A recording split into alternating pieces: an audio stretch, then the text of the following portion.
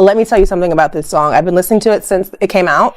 I would be lying if I said that that level of hate and just like online chaos doesn't impact me. It does. Well, when they stop coming for me, I will stop singing to them. You know, people go on and on about like you have to forgive and forget to move past something.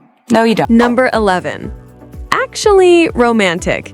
Taylor's low-key, sugar-coated slap at Charli XCX.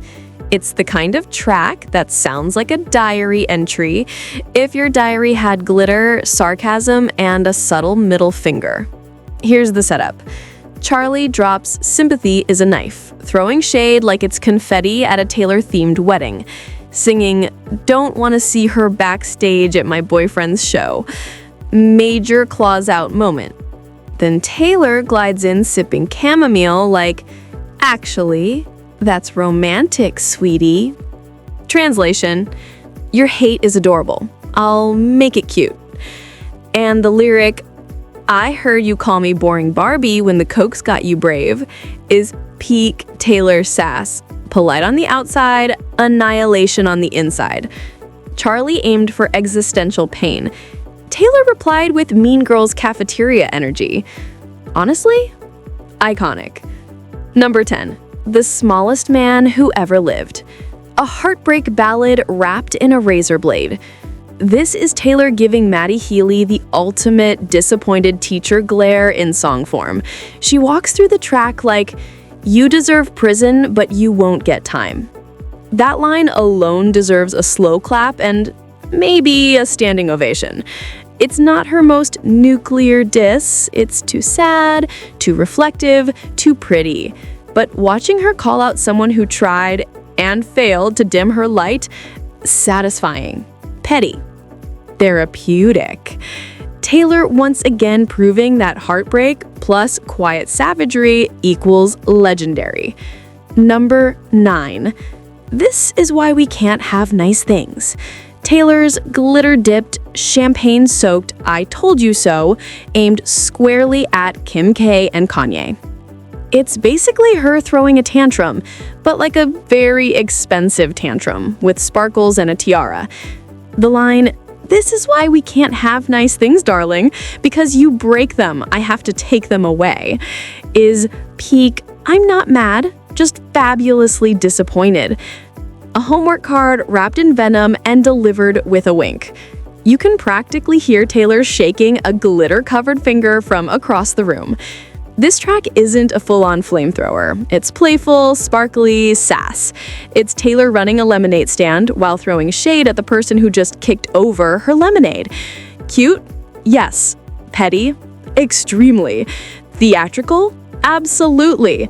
Like a musical number where the villain gets a cupcake straight to the face.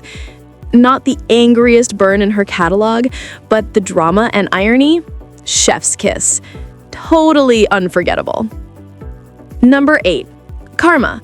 Taylor's smug, glittering victory lap set to a beat. Picture her sashaying through life, pointing at her enemies like, Spider Boy, King of Thieves, keep weaving your little webs. Translation, Scooter Braun, sweetheart, you tried, you failed. My karma hits harder than your shady paperwork ever will. It's not a nuclear roast. It's a sparkly, passive-aggressive glitter bomb with a side of, I warned you. Catchy? Absolutely. A little cringy? Maybe. But that's half the fun. Taylor being petty in the most singable way possible. You dance, you smile, and you whisper internally, yep, karma got you, honey. A perfect blend of sass, sparkle, and self-satisfied musical justice. Number 7. Mr. Perfectly Fine. Peak Taylor Swift x Terminator energy. This fearless Walt track is Taylor walking into the room with a clipboard, a magnifying glass, and receipts, all pointed straight at Joe Jonas. Lines like, Mr. never told me why, Mr. insincere apology so he doesn't look like the bad guy, aren't just shade. They're a poetic roast so harsh it could melt a glacier. She doesn't just throw shade, she builds a mansion out of it and invites all of us to the housewarming party.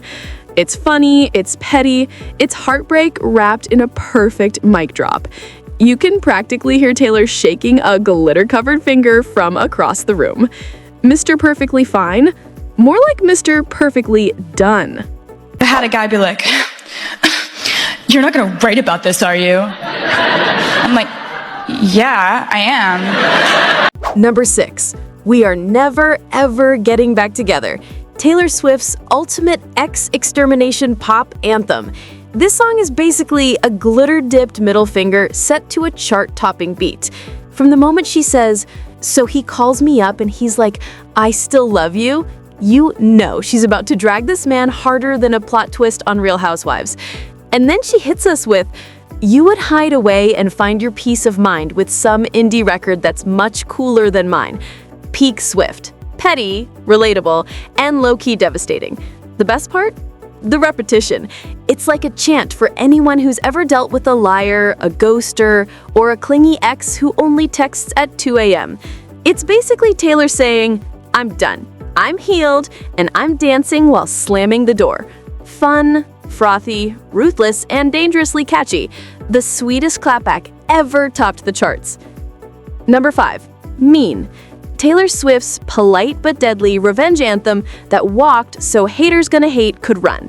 This one is aimed at every critic, bully, and barstool philosopher who thought trash talk was a personality trait. The line, "Someday I'll be living in a big old city and all you're ever gonna be is mean," is pure cinematic justice TM. You could almost picture it. Taylor strutting down a glittery New York street while some hater spins in the background like a confused cartoon extra. It's funny, it's relatable, it's the musical equivalent of sipping lemonade while giving perfect side-eye. With Mean, Taylor basically handed everyone a blueprint for how to roast someone with elegance and a banjo. Big city dreams, big glow-up, even bigger clapback. Number 4. All Too Well.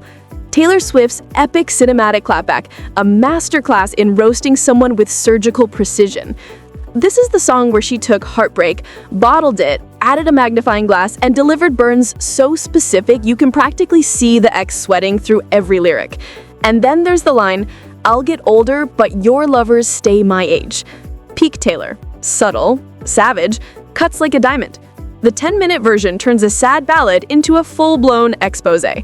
Every detail, the car keys, the birthday, the scarf, the performative feminist speech becomes a little velvet-wrapped dagger.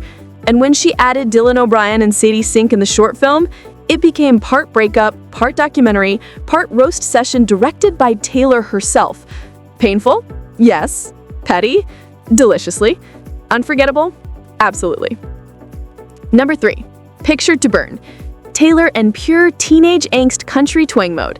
This is the song where she grabs her acoustic guitar like a medieval weapon and goes after a redneck heartbreak who thought a pickup truck and bad excuses were enough to keep her around.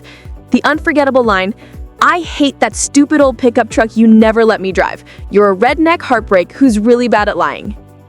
Iconic, unhinged, peak teen fury. What makes it legendary is how young she sounds, like she just learned what heartbreak feels like and immediately decided to fight it with melody and maximum snark. You can literally picture her tossing the guy's keychain into a bonfire while singing. Raw, funny, fiery, classic early Taylor, and she already had the petty clapback spirit perfected. Number 2. Better Than Revenge. Taylor Swift's teenage villain origin story disguised as a pop-punk banger. This track is Taylor strutting into the room with a glitter-covered dagger aimed at her ex's new girl. The infamous line, "She's not a saint and she's not what you think, she's an actress, whoa, she's better known for the things that she does on the mattress." I think I'd bring up Joe, that guy who broke up with me on the phone, but I'm not gonna mention him. Number 1. I Bet You Think About Me. Taylor Swift's roast that doesn't just burn, it vaporizes. This is the track where Taylor walks straight into her ex's mind, sets up a velvet lounge, crosses her legs, and calmly sips tea while she lists every single one of his flaws with Broadway-level confidence. From the opening punch, "Mr. Superior Thinking, do you have all the space that you need?" She's already in condescending queen mode, and then she hits with, "I don't have to be your shrink to know that you'll never be happy." A line so elegantly vicious you can practically hear the smirk. Her digs are hilariously specific. The organic shoes, the $1 million couch, the pretentious lifestyle. She's roasting him with the precision of a chef using a diamond-tipped knife. Chris Stapleton's vocals glide in and suddenly it feels like a luxury burn, a couture takedown iced with country charm. Sure, fans debate if it's Jake Gyllenhaal or John Mayer, but honestly, whoever it is, obliterated. Not just dragged, formally, ceremonially destroyed. Funny, petty, satisfying. The undisputed crown jewel of all Taylor Swift diss tracks.